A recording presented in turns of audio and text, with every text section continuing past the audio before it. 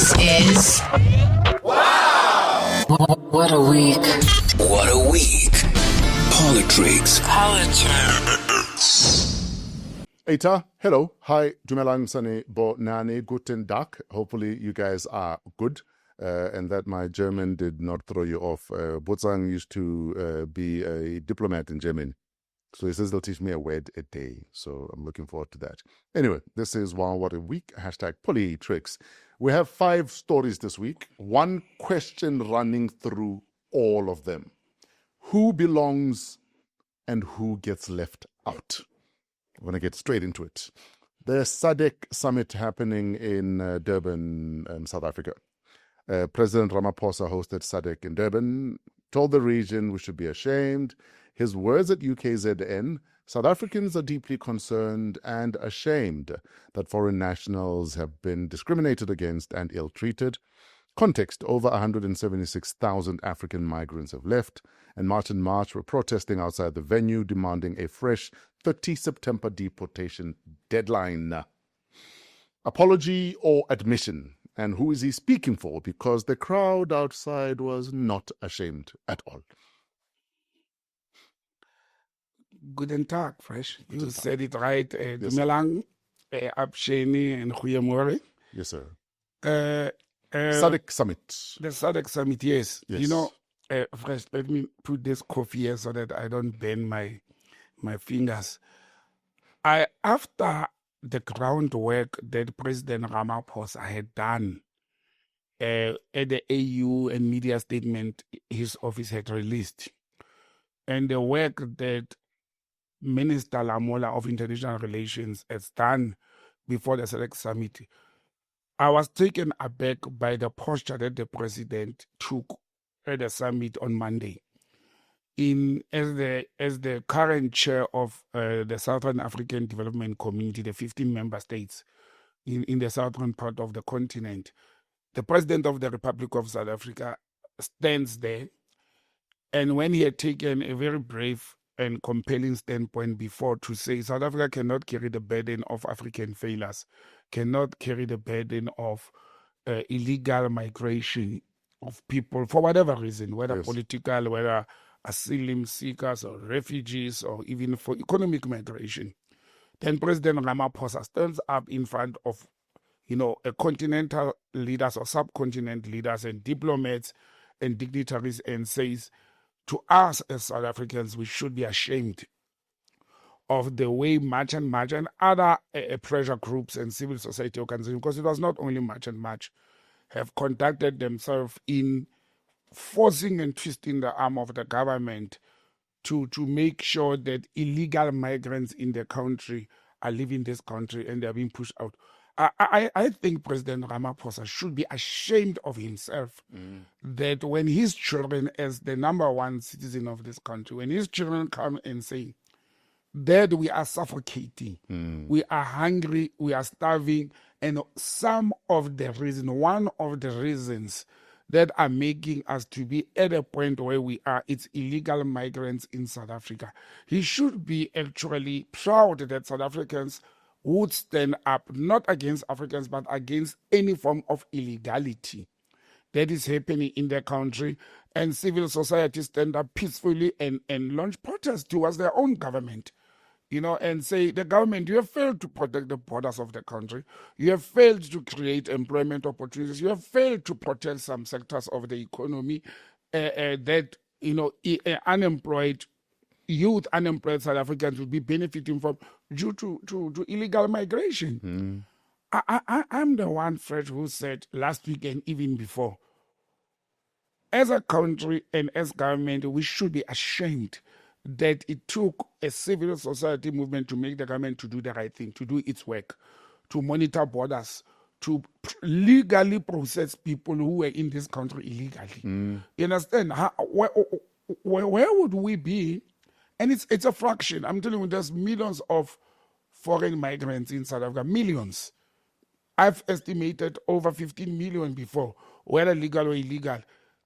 it's a drop in an ocean to have plus minus 180,000 leaving who are saying, I came here illegal and I'm leaving. When you count 15 million to 180,000, it's almost 1% of that. It's almost theater. Yeah, you understand? So I don't understand why the president will go and impress or try to impress his counterparts in the continent who are actually their governments, their political parties are the causes of these problems. Sure. Because if they were taking care of their citizens, their economies, they were not corrupt, they were not staying over in power, they were respecting democracies and citizenship, we wouldn't be in this situation. Wouldn't be. And whether it was due to colonialism or neocolonialism or imperialism or exploitation, it is the failure of the African leaders to take care of their people. The same way President Ramaphosa and the ANC are failing to take care of ordinary South Africans. That's why people are on the street and protesting. That's why we saw March on March and other pressure groups outside the summit hall in KZN and in eThekwini protesting and demanding to hand a memorandum to say we want to take this further. And unfortunately, there was a vacuum. And where there's a vacuum, a march and march will fill the vacuum. Yes. Because nobody else is seemingly doing anything or pulling their weight in a way that you're proactive about things. Yes. Because shame is one thing, but can we have shame and policy implementation so that it's not just the theater of the cameras are here. It's also, yes, let's have the theater. In politics, more often than not, is theater and smoke and mirrors and creating whatever perceptions. But if it doesn't translate into, but this is what we're doing on the street, then all it is theater. Exactly. And first, President Ramaphosa is said to have been an activist before. And then he comes from a former liberation movement, the ANC. They should be knowing the importance and the capabilities of civil society. Sure. What carried politics alive in South Africa after the banning of the three liberation movements? It was your Sankos. It was the civic organization. Yes. It was I grew up in Mutlakeng. We had Moka Mutlakeng Civic Association. There was Soweto Civic Association. It's them who carried the torch of the liberation struggle. Even if we had the apartheid era, what you call it, created municipalities, in Davidton they had Tomboya, in Soweto at some stage they had Ntate Chabalala, in Ramfontein they had Ntate Tekwani. Some of those people became modern day politicians after 1994. But the apartheid system did create a room for municipalities in the so-called black townships to be operated and controlled, and they most of the time put their puppets in there. Things worked. Even the puppets of the apartheid government, we always talk about Mangope as one of the puppets of the apartheid government. Things work. He cared for his people. He delivered for his people. And the people are crying now to say, none of us, none of a normal South African or even African who have been liberated will rise and praise the oppressive system of apartheid and so forth. None of us will do that. However, we should not be blinded by political philosophy and the pigmentation of our skin. We should not reverse what white people did. We should not be blinded by that history, the wrongdoings and the pigmentation, not to say where things worked, we should have kept them working. You understand? Where things work. And that's why I always say the apartheid regime was successful in what? In oppressing black people and doing good things for the white people or community, particularly the Afrikaners. They succeeded in that agenda. And why can't we succeed in our own agenda if we do have an agenda? And I'm not shameful that South Africans, or ashamed that South Africans are rising and are saying to the government of the Republic of South Africa, put us first. We are the taxpayers. We are the inhabitants of this part of the country. Put us first the same way other African countries are doing. Go fresh. Just go to Zimbabwe next door, a poverty-stricken country, and be an illegal immigrant there and see what the administration of President Mnangagwa will do to you to be illegal in Zimbabwe. And it has nothing to do with xenophobia. Don't come and undermine us that we are poor or we don't have money and you are a South African, you can come and do what you want in Zimbabwe. It will not happen. Yeah, lawlessness is lawlessness. Lawlessness is lawlessness. And I'm one of the people who says, if we have lost, and I normally use the stop sign to say, you know, that stop sign with octagon shape, it is very useless if the pole that's holding the stop sign is not there. Because that gray pole, it's showing a driver to say, here's a stop sign, because without that pole, that dish will be on the ground. So without rules, laws, and principles, then what are we existing for as a nation? Everybody does as they want. Sure. And is that what we want in the country? And for that, the president is wrong, actually. I saw two interesting views on this on social media. One person arguing that a sitting president publicly admitting national shame is a rare occurrence that could possibly cost him politically, but he still did it. I don't think it will cost him politically, because we are nowhere near elections, national elections in South Africa. Maybe on the local government, I don't think it will cost them. But he's running on his second term. So he's got nothing to lose. Who will lose big is the organization and the party that is leading, the ANC. Because some members of the ANC, they're trying to even justify and or defend this position. Those that are against this position, they're doing it in corners with us, talking with us in corners, not openly. But none of the ANC leaders or members stood up against their president as usual, or as expected, to say, but Mr. President, you can't talk like that. You can't actually, pardon me, during the election era, and say that to people, because all this thing is at the base of social services at local government, at basics. And you actually say such to these people, you actually ignited the people again. There was another comment I found interesting on social media. Someone saying that instead of apologizing to foreign media, why don't you tell us why we are competing for even very basic jobs with people who are illegal in this country? What are your thoughts on that? Look, that's what the president should have capitalized on. If I was the president advisor in preparation to the SADC Summit, I would have went and looked for figures and data since June 30th. What has happened? I have seen comments of people on social media, even the reports, even on TV. Somebody saying, a restaurant has called my daughter to come for an interview for a job she had applied for in a restaurant. But because the Zimbabwean nationals that were working there illegally have left, now it has opened an opportunity for and that was in KZN, that my daughter had got a job and something he had trained for, because that child, the one comment I said, that child had studied what do you call this, the food and beverage program, has done on the food and beverage program. And President Ramaphosa should focus on those things. What impact happened? Were there spaces created at schools? Were there residential spaces created with people? That's one element. Another element I met, actually on Wednesday, I met a manager of a restaurant in Centurion, predominantly white-owned restaurant, very busy. And the senior manager was saying, hey, you Botsang and politicians and government and protesters, you have made a living hell for us, because I've lost half of my staff because they didn't have papers. I said, good. It's good that you lost them. Why didn't they have papers? Why did you hire people without papers? Now you have applied. Now they applied when? Last month. And they're expecting that Home Affairs must already issue work permits for those people to come and work. And I said, it's going to take months for Home Affairs to do that, because working in a restaurant, it has nothing to do with specialized skills. There's nothing special.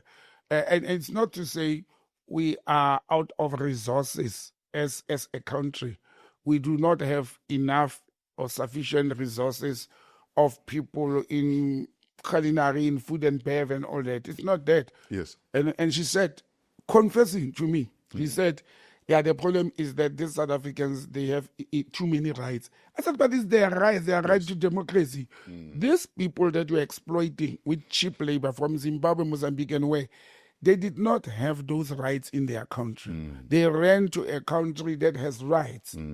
Now, South Africans must suffer because their forefathers or liberators fought and struggled for, acceptable labor laws and rules. Why, if the government has passed a law that says a minimum salary, it's now 31 rand 30 cents per hour, and there's conditions of employment, there's leave, and all those things, why are we saying a job seeker in South Africa has too many rights and is demanding too much when it is the provision of the law? Yeah.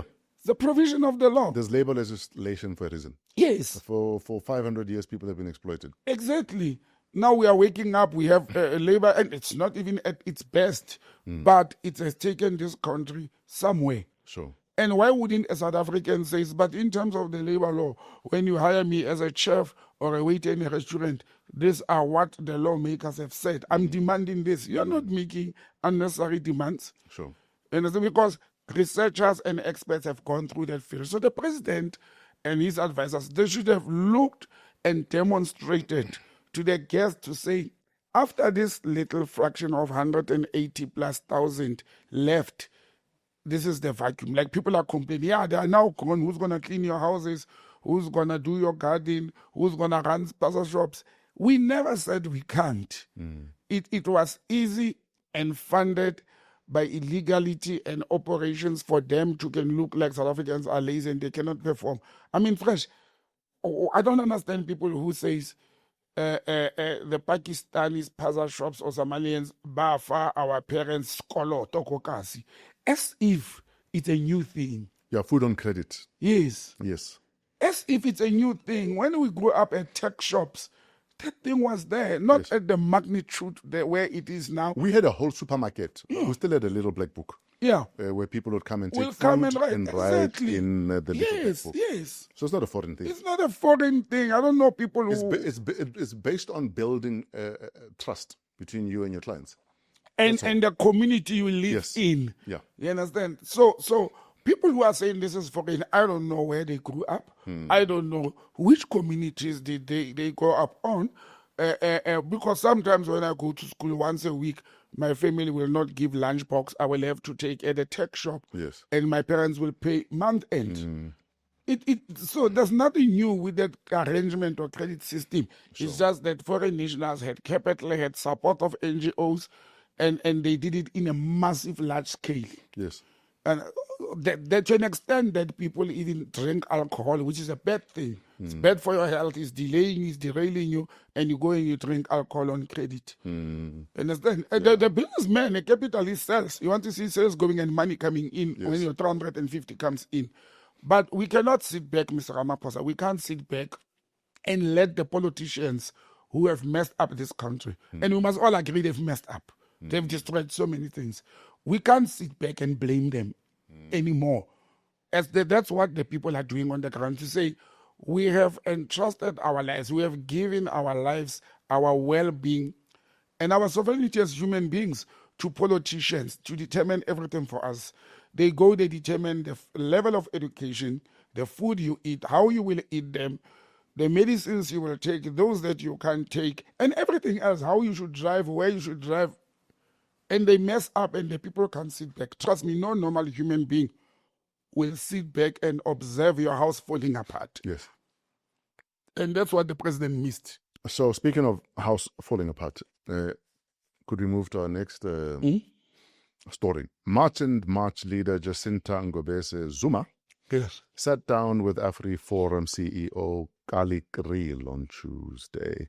They've agreed to work together on legal matters, community safety, education, and border control. She says she wants to learn the advocacy playbook. The internet lost its mind. Many are even calling her a sellout. But I would argue and say she's gone to study a machine that has successfully turned a minority constituency into legal and institutional power. So surely go learn. Yeah. No? Well, me and you in the past, remember when we had discussions about Orania?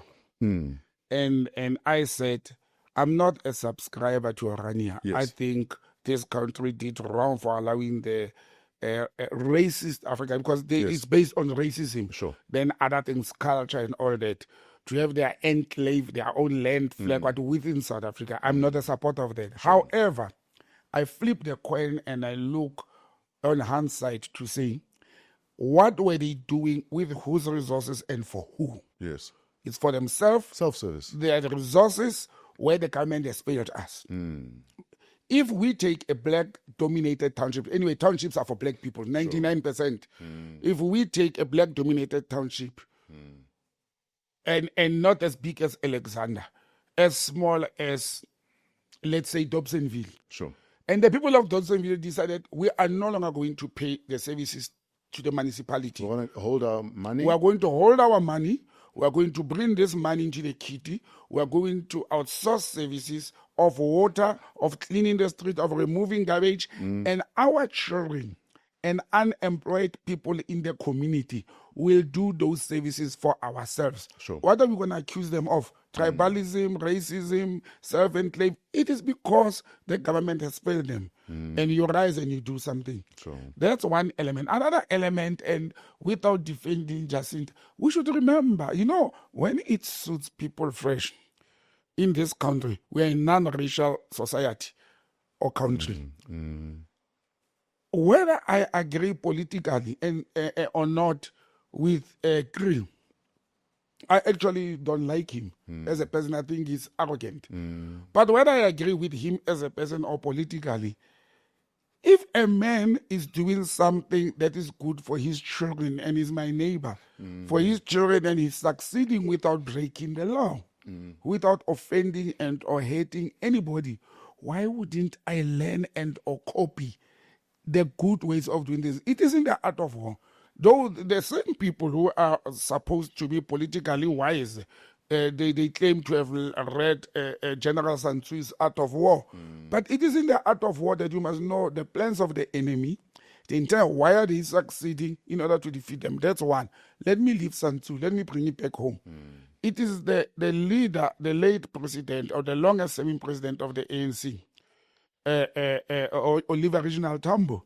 O.R. Tambo, in one of his speeches, and if I'm not wrong, it was either during the Morogoro conference, why am I failing to? Morogoro conference, or sometimes in the early 70s, where Oliver Tambo said to the leadership of the ANC in exile, guys, we will defeat the apartheid government.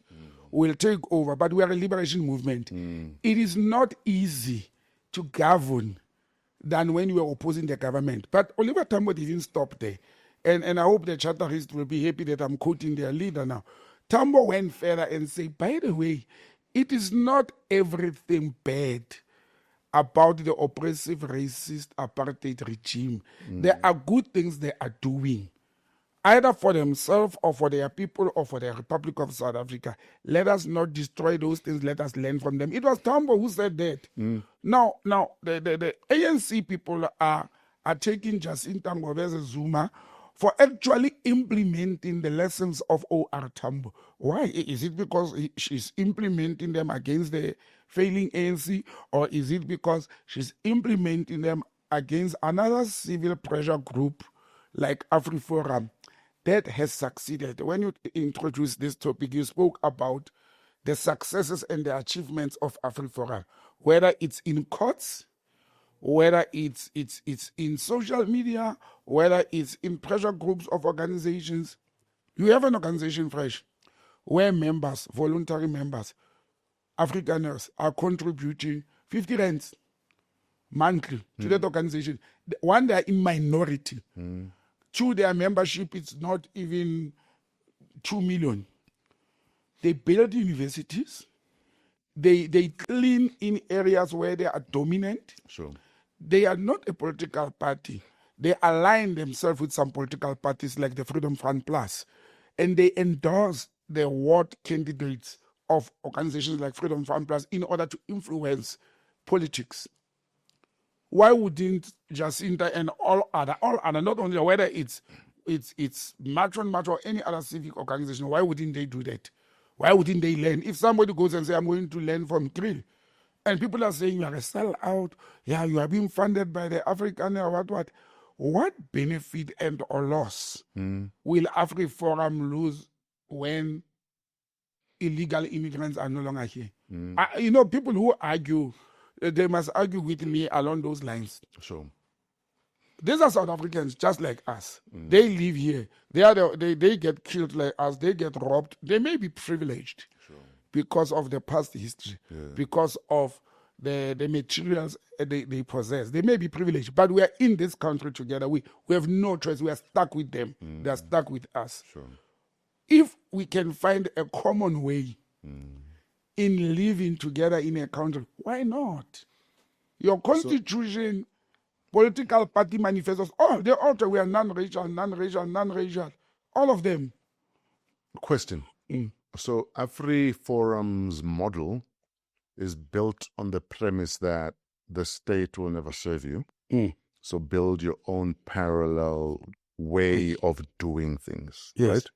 Now, if South Africa, majority South Africans, black folk, adopt that same logic, surely all we are saying is the thing is too broken to fix. And we need to fix the thing.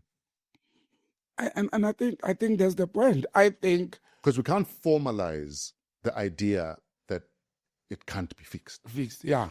Yes, you can't formalize. You must act on it and bring a working or a functioning wagon. Because so as much as I understand this strange bedfellows thing that's happening, in my mind, I am thinking, instead of saying because we both believe we're not going to be served, therefore let's build our own thing. I'd rather we say, let's come together and say, how can we all be a solution versus us and them? And them, My yes. issue is us and them. Yeah. If we're trying to build a thing. Yeah. When it suits our people, African people, the so-called blacks, when it suits them, we must have absolutely nothing to do with the Afrikaners. Yes. When it suits us. But and we go and we watch rugby. There's a big rugby game this weekend. We are hugging and kissing. We are singing, kiss misses and all those things. We understand? Yes. When it comes to true economic and social issues, why wouldn't we want to team up with them? But when we are in bars or we are watching sports, it's okay to team up with them. And for me, I have a problem with people with double standards. Sure. And I'm talking about reality. I'm not talking Pan-Africanism, African nationalism, or whatever in philosophy and I'm not forgetting my history and where we come from. History is a teacher, it's a marvelous teacher that teaches you never to repeat the same thing again. Yes. It's a marvelous teacher. No, it's a marvelous idea. I don't think we learn from history. We don't learn from history. Yeah. No. I learn fresh. I learn especially bad things that, or when something like that happen again, on how to now approach it. You understand? On how now to make sure we don't repeat the same mistakes. Sure. So our history is our history, and we must be very proud with our upbringing. But reality is at home. Reality at home is, who are the owners of the land? Who are the owners of the economy? It's the same white Afrikaners that people are saying, let's not engage them. When the so-called father of democracy, Nelson Mandela, and the father of the ANC had said, let's work with these people to can build this country and make it a peaceful country. And again, South Africans don't realize that for all other African countries, Bangladesh, Pakistan, and so on, to flock here, it is because when they transcended into democracy, their countries failed to do what South Africa did to contain a peace, to maintain peace, contain any wars and skirmishes and differences. Look historically at what happened in Zimbabwe in 1980, where ZANU and ZAPU, they tried to be forced into a pact where the Prime Minister of Zimbabwe was Joshua Nkomo, and all that. The minute Mugabe took, actually the Prime Minister was Mugabe. Yes. Joshua Nkomo was the president. Yes. The minute Mugabe, because of the majority and the strength of ZANU, wrestled power out of Joshua Nkomo, chaos happened in Zimbabwe. Understand? Intolerance, political intolerance, tribalism, and all that. We have so far as a nation, to some good extent, managed to contain that. The Zulu Xhosa war, the Inkatha ANC war, the UDF Azapo war, and all those things. We have managed to contain them. Now, build up on them. We have managed to say to apply forces, put your arms down, not at the moment. Yes, the ANC compromised, they sold out, blah, blah, blah, blah, all those stories that we are talking about. But guys, now there's peace. We can't continue attacking and killing white people because they are white and land thieves. We managed to do those things to arrive where we are. And because as much as I like war and guns, war never solves anything, nothing. And both parties lose when there's a war. We went into war as a nation because of oppression. They were oppressing because of hate. Yes.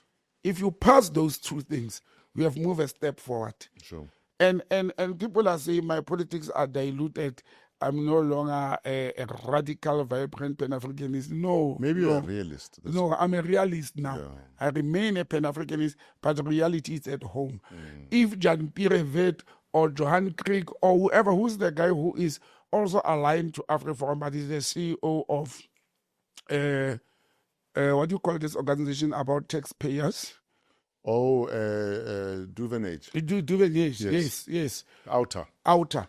Look at those organizations like Outer. When Outer fights government for taxes, for fuel prices, do they do it for Afrikaners or white? No. It's for the country. It's for the country, and all of us benefit where political parties fail. Why should we continue to rely on political parties when it has demonstrated to us that one, they failed even when they had power, two, they don't have power now because they need another political party. So they've got differences in policy. Sure. And we still want people, what do people want Jacinta to do? To go to where? To the house or to Action SA or to DA and talk to them?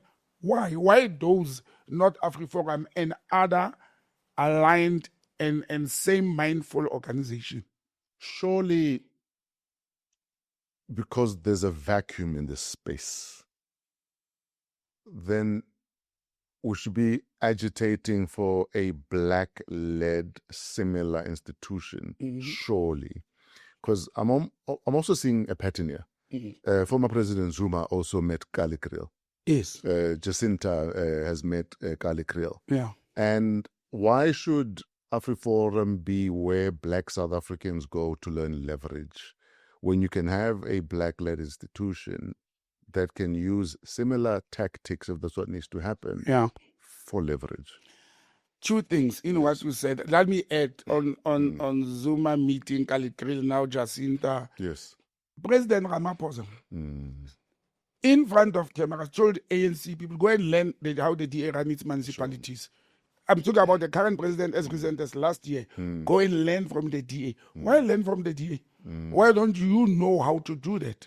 Now, going back to the other part where you are saying we should have a black thing, I'll tell you why. We tried in many instances, and I was the founding chairperson of the Black First Land Fest. Yes. Before it was being a political party. Before the BLF, there was the September National Imbizo that people called a think tank. There were other many organizations. There was an organization in Midrand led by Prince Mashele called the Midrand Group. Yeah. It was an advocacy group. There was quite a number of them. There's the Shubera Institute in KZN. There's many. The reason why we are not winning is because all of us wanted to be leaders and lead a certain formation. And they were aligned to our political beliefs. For example, the SNI and the PLF, they were BCPA, Black Consciousness Pan-Africanism. The Shubera Institute in KZN is based on the Zulu culture. Understand? The people in the Midrand group, they were based on intellectualism, educated, having degrees and masters and all that. So they all have reasons. They didn't come into. When you look at Afriforum, they even have leaders there who have grade 2. Yes. And people with lawyers, they're criminals, So they brought everything under the group. So they divide and rule culture. And people are saying, but why do we allow them to divide us? It's resources fresh. Trust me, I'm in politics. When you don't have money, when you don't have resources, chances of you winning and achieving some things. And the resources is not only money. Resources that you can communicate. Look at how what Kallie Kriel did after meeting Jacinta Ngobese. That video, I don't know if you saw it. They did a 3-minute video. Sure. As they were leaving. So he was talking to Jacinta in Zulu, and Jacinta was responding in Afrikaans. Yes. Uamukelekile at Afriforum offices. No, there's a whole PR song and dance. Yeah, and then after that he said, "Oh, by the way, let's do it the Afrikaner way, the culture Latins gaan braai." Yes. You understand? And people were like, "Oh, she's even speaking Afrikaans. They've created a line for her. Why not? If it works for them, optics are everything. Optics are everything. Yes. Let's go and have braai and mampur or beer and branavine and coke, which is brandy and coke. Yeah. And then this is how we celebrate, and let's work together, guys. For me, I'm at a stage where in my life I'm saying, if it works, I don't care who brings it to me. If it will serve me, If it serves me and my people, I don't care which vehicle will I use, because political parties are vehicles. And I agree with Bo Jacinta to an extent that if you don't have confidence in political parties, we can't judge you, we can't blame you. But at least she stood up and she did something with her own people. Sure. And that's very progressive. To say you are a sellout, what is the term that comrades like using? You are a counter-revolutionary. Which revolution? Which revolution Especially are we talking because about? some might argue that the revolution was betrayed a long time ago. Yes. Which revolution are we talking about? The revolution that happened in South Africa. Now, the latest revolution we have had is the March on March. That's a revolution. Revolution is not guns and pangas and machetes. A revolution is when people rebel against a system. And the last revolution we had in South Africa, it was 2 months back. That was a revolution. It changed the status quo. It created millions that we didn't know they are sitting somewhere. It moved people. It created opportunities, and it is ongoing. That's why it's called a revolution. It keeps on coming back and coming back and coming in different formats. Sure. Let the people who are saying Jacinta and those who are working with white people, white South Africans for the benefit of this country, let them come and say these people are counter-revolutionaries. They must tell first tell which revolution are they countering. And then tell me, was it not counter-revolution when Nelson Mandela left 7 of the Revunia trialists in Robben Island and went to stay at Victor prison? Victor Verster. Yes. Yes. And he had all the staff members that served President Mandela before he was the president. All the staff members were white Afrikaners.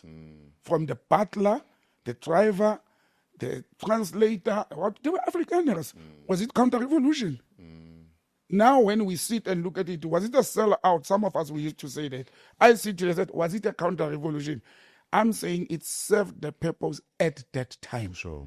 Whether the Afrikaners and whites used President Mandela to achieve their objectives, then it means we were allowed to be used. Because you can use one person, what about the other 40 million? But it put us where we are. Somebody was supposed to take the baiting from Mandela and say, he brought it here. Let us take it from here moving forward. Sure. If the young people and women are standing up in the society and leading proper revolutions, like Bo Jacinta, Bo Zandile of Operation Dudula, and many others. If they are doing it, it's because men have failed them, predominantly men in protests, we have failed them. And as mothers of the nation, they are simply saying, I'm the mother. I have kids. Sure. I have a man who's my firstborn, because men are the weaker sex anyway. And I will stand up and do this. But, in concluding on this, funny enough, on reflection, I used to say, and I'm still saying, most of the revolutions in the world were led by the working class and the youth. And I've been forgetting. I'm not saying it because it's Women's Month. I'm not a subscriber to Women's Month. But look at history. Some of the revolutions, despite the working class and youth, were actually led by women. Absolutely. Even from the time of our queens and kings, it was women who said it's enough. After slavery, it was our queens in the continent. The 1956 march that gave birth to Women's Day, it was women who said, yes, understand, the Liurutsi rebellion under Kosi Ramotsera, it's women who said, Kosi, we are behind you. Yes. If our men are scared of the apartheid regime, doing what needs to get done, we'll do what we need to be done. And it's women. And for me, Fresh, I think I need a balanced way of thinking. I'm a realistic. Sure. Anybody who's going to lead anything in this country that will benefit the people of this country, I don't care anymore. Sure. I'm at that stage in life. I think also the long and the short, Brother B, is the sooner we can realize that we're all in this boat. And if we don't pull our socks up, if we don't pull thumb, if we don't form alliances that are in the best interest of the boat we are all in, We're all we are doomed then. Let me quote a phrase that when I saw Kriel meeting Jacinta, it reminded me my early waking days. And I've said this to you before. My first minister in command was Pegboot. Yeah. 1993. He was still the Minister of Foreign Affairs Sure. when I joined Foreign Affairs. And I told you about the analogy of the zebra, the white and the black stripes of a zebra. Pegboot said that at the United Nations, before 93, way years before, after the 1985 rebellion, went to the UN to address the UN and said, you know, these sanctions are hitting hard at us as South Africans. But us as the Boeri, we are the Boers. Yes. We'll fight, we'll survive. We'll make a plan. We'll make a plan. And they made plans. Yes. But he said, and this is something I learned from Pegboot, and it's so valid today. Yes. And Pegboot says to the United Nations, South Africa is like a zebra, which you only get in Kenya and South Africa and Botswana. Yeah. If you stab the If white stripe. He says when you take a bow and arrow and you shoot the white stripe, which the bow and arrow is the sanctions, to attack the white stripes of the zebra. Inadvertently, the black stripes also suffer. The zebra will die. And when it falls, it will fall with the black stripes. Think outside the box. Take this analogy and say, like you are saying, we are all in this boat. If where you stay there's crime and your neighbors are white Afrikaners, you may not like each other, you may not drink mampur together.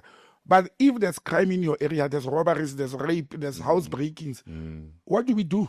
Yeah. What do? We stick together. We find each other. We find each other. Yeah. For what? For safety, and that's it. Even in the economy, let's do that. Fresh, if I have 2 million rands today, I've identified the property that is being sold and developed by Afrikaners in the northern part of KZ and very cheap. And it's Afrikaners. One can build houses there, rent or sell them. I'll team up with them because I've got an personal economic interest. People must not come and tell us, why don't you fight for the land and fight for the factories and the shoes on the... I fought for that. I'm defeated. Yeah. I fought for that and I'm defeated because my strategy did not work, or my people betrayed me, or my people realized that fighting the way we're fighting, the conventional way, it's not working. Let us find other ways. Sure. That's out of War 101. Sure. We're running out of time. Yes. So DA Federal Finance Chair Mark Burke is caught up in a Reserve Bank probe into Castello. It's a company accused of moving 4 billion rand out of the country illegally. On Tuesday, the DA said he had no case to answer. Yes. On Wednesday, he stepped out of the finance cluster. Yes. So, this stepping aside, is it the system working, do you think, or are the headlines working? I think the headlines are working, and the Democratic Alliance, me and you have said it before, they are very good in managing optics and perceptions. Yes. And I think the fact that this matter was exposed not simply by, whistleblower or the media, it comes from the Reserve Bank. It's more credible. And the Reserve Bank, just like the South African Revenue Services, they will not just go public with statements and findings without having the facts. And I think the DA read the room. I think their denial at first, it's common for politicians. Say no first. All the time they say no first, and I'm learning it very fast. You first deny. Yes. And then after you come and explain that no, you were not denying. You were saying people were quoting out of context and they didn't understand what your no meant. Yes. That's why immediately the nice thing that the DA did in denying was that they didn't take too long in coming back and think they were engaging and say, step aside and let's deal with this silently. Like they've done with many other maladministration and corruption cases with their leaders. Many. I mean, you remember when Steenhuisen recently mentioned on how wild game was sold, how one of their former finance person did this. Where's that case? Where's that investigation? It's silent. So I think putting, not defending and prolonging things in the public arena or public space, it's helping them. Sure. That this case is there. But that's the Reserve Bank. That's big monies. It's election time. I think the opposition parties, including the ANC, are going to capitalize a lot on that, on the DA. This is very serious money. I mean, 400 billion, it's a lot of money.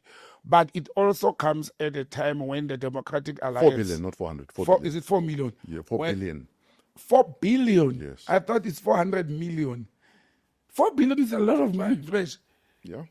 It's more than the annual budget of this country, because our annual budget is, our annual budget is 3 trillion. But what I'm saying is, it's coming out at a time where members of the GNU have been on each other's throats. Understand? During the course of this era towards elections, that the DA governs better, the DA is clean. I've seen the DA acting as a civil society in the city of Tshwane and are taking the mayor Nasipa Moya for using the services of somebody who has a contract with city of Tshwane to fix the swimming pool at the house. So we've got another swimming pool. Yes. Yeah. Now I think remember the ANC still leads the country. The governor of the Reserve Bank is a child of the ANC. So whatever, and the ANC, it has been doing this for years, and they're going to do it now. It's either there's no follow-up. It's washing dirty linen in public. During this is the era of washing the dirty linen. Okay. So during this era, the ANC will use its resources inside the government.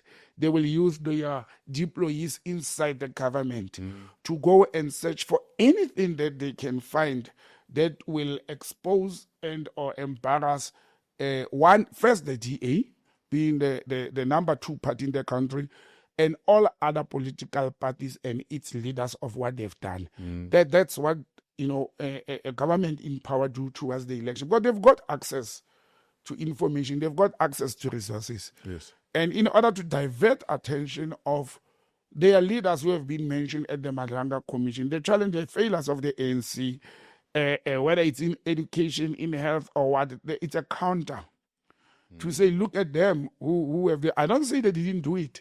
But like I said, the fact that this report came out of the South African Reserve Bank, I'm saying it will be more credible than when it was from an investigative journalist.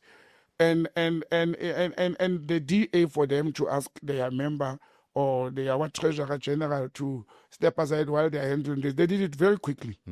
They did it very quickly, and it's going to work to their advantage. Sure. That precise. Yes. Yes. Yeah. Or it's decisive.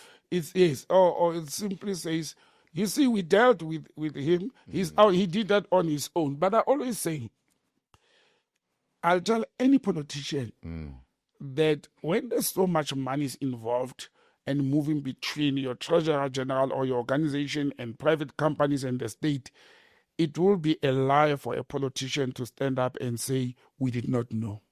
There's no way the Democratic Alliance, if these allegations or these reports... No, but I'm running my company there. Yeah. I'm doing crypto. Yeah. We're moving big amounts of money. Why should the party be privy to my private business? If I run as PASA, they shouldn't even know how many the ice pop I've sold. Now, let me tell you, and I'll tell you with the DA Action SA is doing that. Yes. They run their members and leaders through security clearance. Yes. Before you even appointed into a position. Yeah, but surely... Security clearance, declarations. Yes. They check you. They go through that process. Yeah, no, but you can vet me all you want. But the balance sheet of my company is none of your business. But they would have known. Yeah. My point is, the DA cannot claim not to have known. That's what I'm saying. I'm a business person. You know I'm a business person. Yes. You know we're dealing in crypto. Yes. But how... the inner workings of my company is none of your business. It is, Fash. It is. It becomes your business when you appoint me to a critical leadership position. Sure. Like the treasurer of the organization, the man who's responsible for raising funds for the organization. Sure. The party, it will be in the best interest of a political party to know that the business you are running is legitimate. Yes. So it's a legitimate company. No, but it's just doing legitimate deals. But how I am moving money between here and offshore or whatever you're doing, You're not going to be privy to that. You are not privy, but you have a responsibility to disclose, to inform the organization, because it may bring the organization into disrepute like it has done now. No, but what I'm saying, right? So whatever the checks and balances are between what we're doing with crypto here Yes. and where we now send the money through smaller companies, Yes. surely that is none of your business as a party. As a party. Well, the party that I belong to, and I know the DA does that, is their business. If they did not know and he didn't disclose that, then they've got an unethical leader. That's the first part. But I'm sitting here as an analyst and saying, I doubt that they did not know. Sure. And that's Botsang speculating. There's no way that they would have not known. For an organization that is said or claiming to be meticulous, like the Democratic Alliance, who is running with ethical leaders. And look, the Reserve Bank will come with records. One will also look at the donations he probably has made to the organization, because I know in politics, I knew that from the ANC Youth League, when I had people around the Youth League, how they appoint their TGs. You know, in political parties, normally the TG in ANC, So what's a called TG for those the that Treasurer don't know? General. Thank you. The men with the money bag and books. You know, in the ANC they call them what? Comrade with resources. Oh, yes. So what? Boreki. Boreki, yeah. So one of my cousins is a very well-off man, well-off.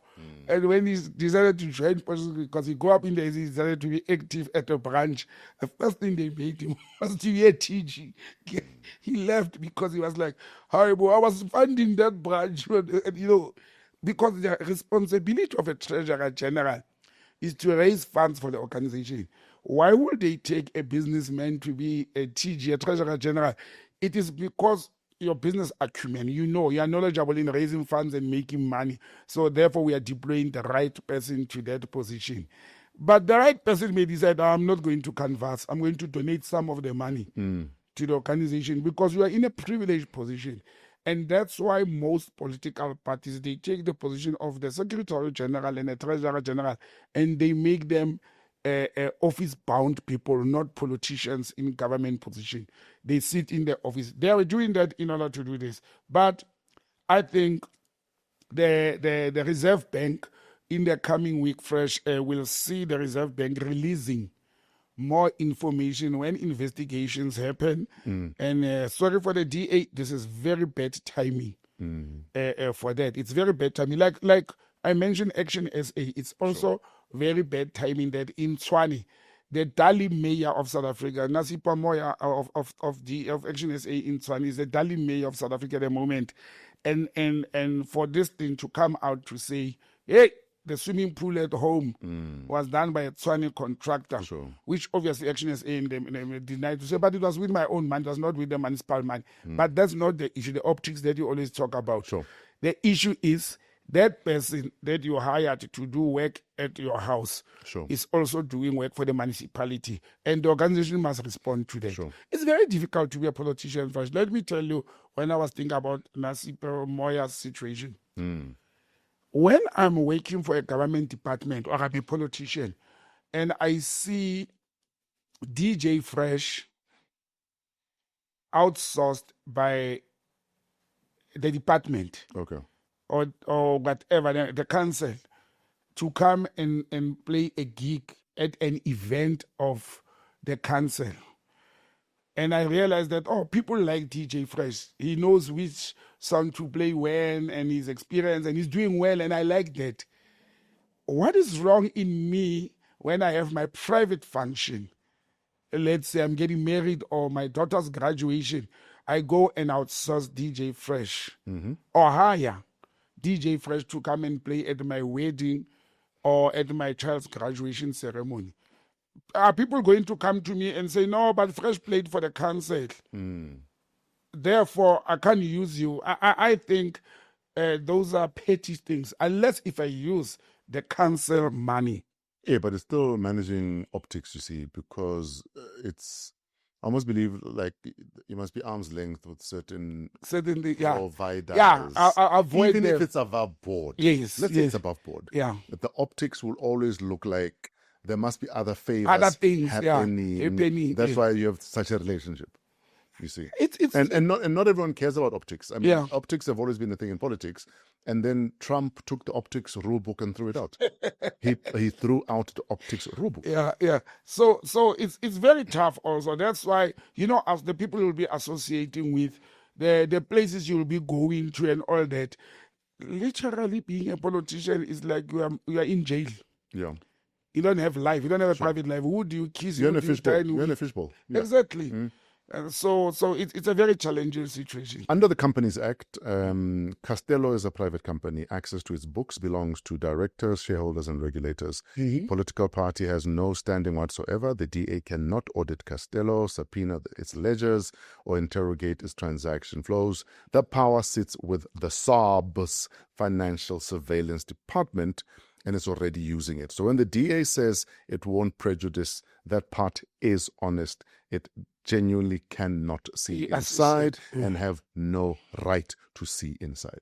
Yeah. You see? I'm still saying let's wait for SARB to come with what they found with that. Yeah. And if it was genuinely legitimate, this person and his company doing illegal trade and business and moving of capital, then the DA has nothing to do with it. Sure. But I will comment more into this when the facts are before us. Yes. At the moment, again, it's speculation to say, can't even these ones who are said to be clean, one of theirs is found to be wanting by the state. And I think I will speculate and comment more on this after the SARB issues their investigative report or have completed the process that they have embarked on. Sure.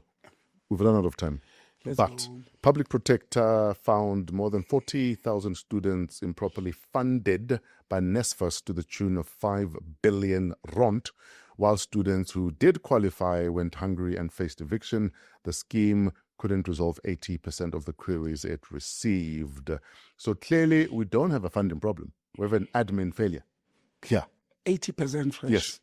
When you work or you serve government, whether in department or entity, one of the things that you do when you sign your performance agreement, whether as an organization, the CEO, the DG or what, one of the first things is that 60% of your budget must be used towards the intended purpose. That's one of the requirements. At least when Don't you fail, burn money disbursing money. wrongly. Yeah. Now, two, you must achieve, to say you have succeeded in a certain financial year, Sure. you must have achieved 60% and above of your targets. And those that you didn't achieve, there must be reasons why you didn't achieve them, and the money that was allocated to them must still be sitting there. And now we are sitting with a very serious problem in this country where, due to history and poverty and everything else and lack of parents not having resources and employment, kids can't go to tertiary education. The government comes with a strategy or a piece of legislation and a body called Nsfas to can administer and help at disadvantaged kids and who are without resources to can go to university. You have a minister, you have deputy ministers, you have a board of Nsfas, you have the whole executive team of Nsfas and senior managers and administrators and everything and offices all over the country.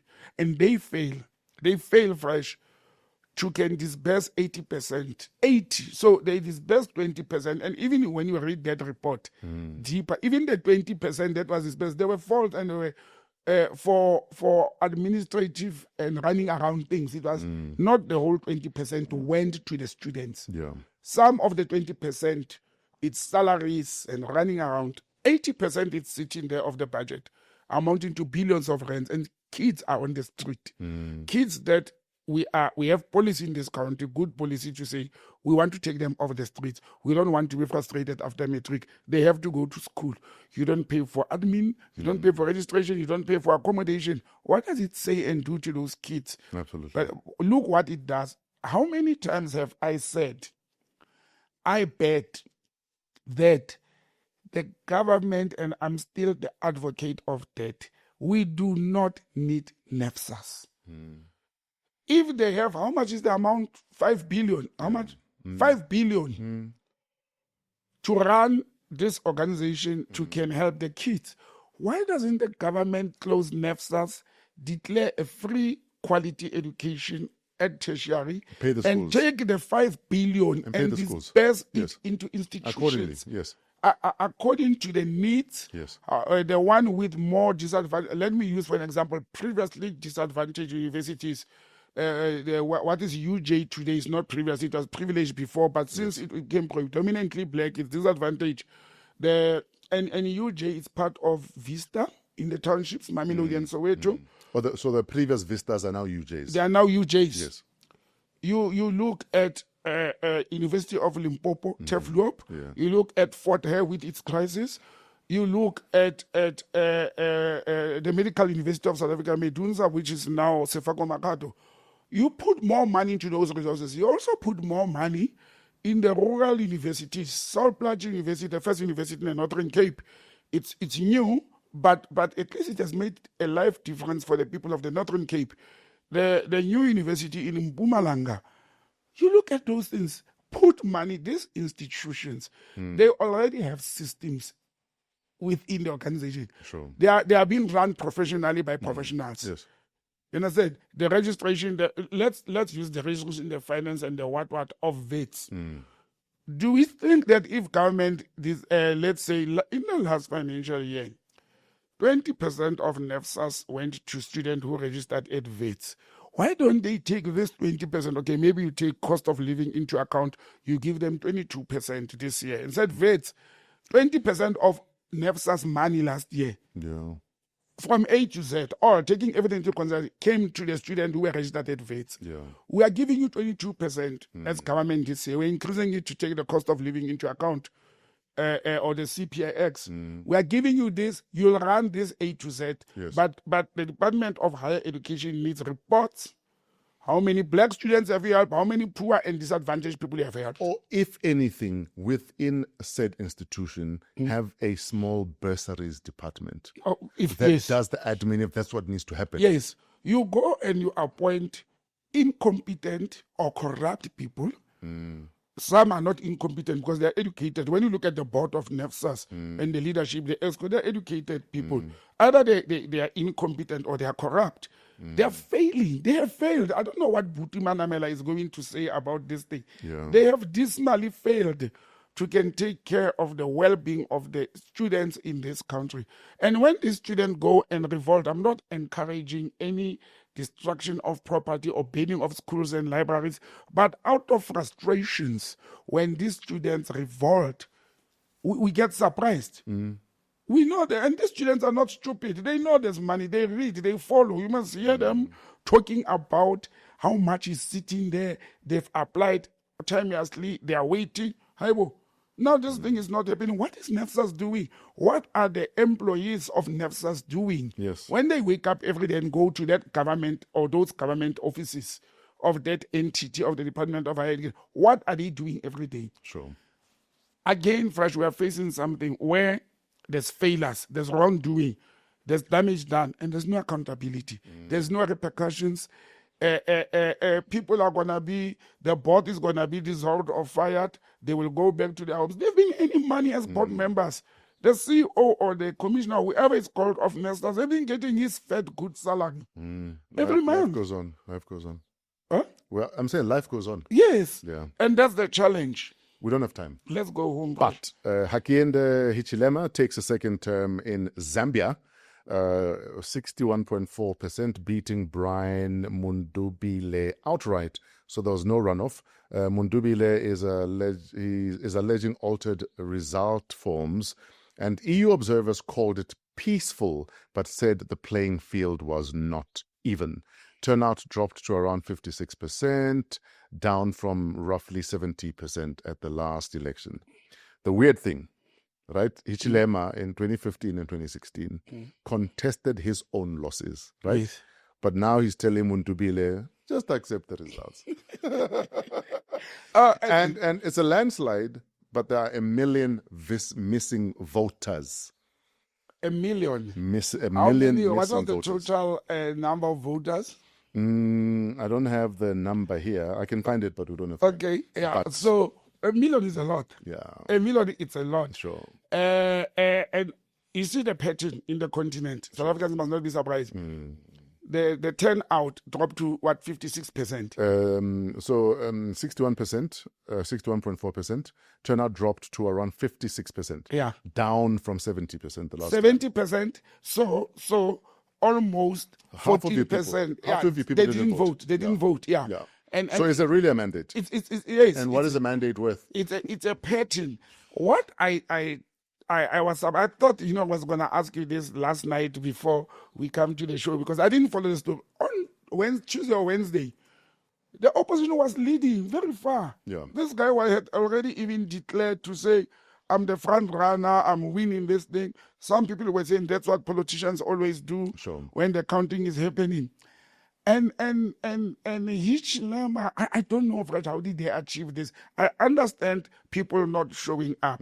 I hear what the EU is saying. I want to hear what SADC is going to say, like SADC observers.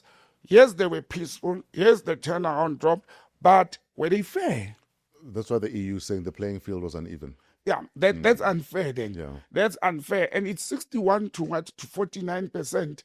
That's a landslide victory. We are so much used to congratulating these African leaders.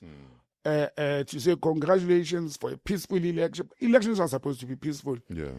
But I'm going to read over the weekend and hear comments from Zambians. Yes. What actually transpired there. In fact, to our Zambian viewers, please comment. Let's have a little discussion in the Yes. comment section and tell us what your thoughts are. And if you are Zambian but did not vote, maybe share with us why you didn't vote. So I think that's what will help us. Let's engage online. We're out of time. How do we find you online? botsangm@gmail.com, and the comments on the site. Yes. They can continue commenting, and on WhatsApp +2783 884 7787. Thank you for choosing us. Another episode of Wow What a Week. #Politricks coming to you from Discover TV in Fourways, Johannesburg. Discover TV, let them be your stage. Keletso Modisakeng is our executive producer. Our cinematographers, our videographers, the guys who make us look good, is Trevor and his crew at Pezulu Works. It's summer soon. We're going into wedding season. If you need a movie of your wedding day, your wedding weekend, Pezulu Works can do all of that for you. Please keep the conversation going, keep commenting, stay commenting. Let's agree to disagree where we do, but let's continue to talk until we find each other. Thank you for choosing us. Until next time, have a wow week in spite of yourselves. We're out of here.